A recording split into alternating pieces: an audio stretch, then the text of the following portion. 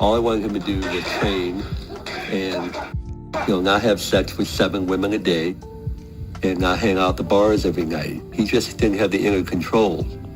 He didn't have those mechanisms built into him. It's a story the world of combat sports is very used to. The tale of a young kid coming up from nothing, brought to the world stage by their talent and prowess, only to fall to their vices, to give in to their temptations, and to quickly fall from their throne. But what we see in the psychological downfall of these fighters is more reflective of a universal struggle, one of identity and one of sense of self. It's reflective of this battle for validation. It's a fight that you and I are also in. To explore this concept, I want to get an image in your head, and that is the image of a cup with a hole in it. So the cup is going to represent us. It's going to represent our sense of self or our secure identity. Just as the cup is on a quest to become filled, we are constantly searching to be fulfilled. For all intents and purposes, a cup's main goal, a main objective would be to be filled, right? A cup without any contents, it's just a dish. Same with us. When our metaphorical cup is empty, we become lost, we become insecure, we become hopeless. So we search for something to fill that cup. Tommy chose to fill his with the party lifestyle, pouring in an entourage of yes men, a rotating door of women, and of course, drugs and alcohol. Many people know and accept the fact that people use alcohol as a sort of self-medication. However, sex and porn addiction, it works in a very similar manner. People seek casual sex or they seek out pornography to feel accepted. The drinking, the drugs, the women, it's all just a behavior. It is not the problem itself.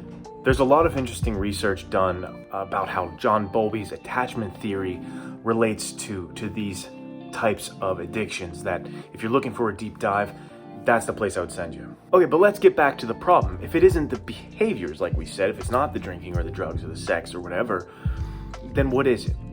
Well, remember, our cup has a hole in it. The problem is the hole. You could spend all day, every day, filling your cup with any external validation you want, right? You can have all the women, all the alcohol, all the drugs, all the friends you could possibly want, but until that hole is filled, there's no solving this problem. You're going to wake up empty once again. This type of chasing your tail is what has led so many young men down the path of self-destruction. It has led so many young men into early graves or into these lives that they never wanted.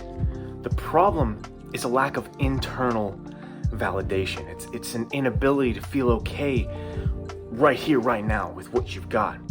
It's you looking for a girlfriend to say you're enough, or once you have this car, you're enough, or once you make this money, once you have this house, once this or that or this or that. You're looking for all these things to tell you who you are, to tell you that you're okay, to feed you the information that everything's gonna be all right. And the roots of such an issue are dug very deep into our childhood. I mentioned attachment theory, and that's one psychological paradigm that we can look at this through. It's one of the ways to explain how our past experiences shape us into who we become. It shapes the behaviors that create the problems here and now. Watching Tommy Morrison's 30 for 30, you see that his home life at a young age was very turbulent. And when his parents were in the picture, there was a lot of negative examples being set.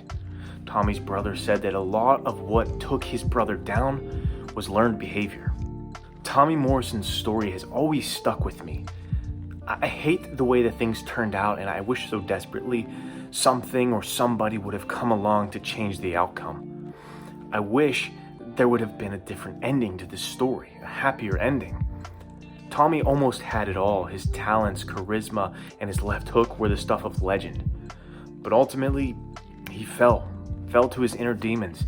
His lack of internal validation burned him up, and that fire marred his legacy forever. So heed this warning. Slow down. Take some time to assess your current behaviors. Take a look into the potential root causes. Get yourself off the path of self-destruction. Now, how you find internal validation, that's a a totally different topic and one we should save for another time. But before I go, I just want to say thank you to everyone who's recently subscribed after my warrior video. I truly appreciate you guys. That is so awesome. And if there's any video topics that you want to see covered here, let me know, because I'm here to help you. I want to see everybody become more, right? That's why I'm here. I think that every one of us is on this earth for a reason.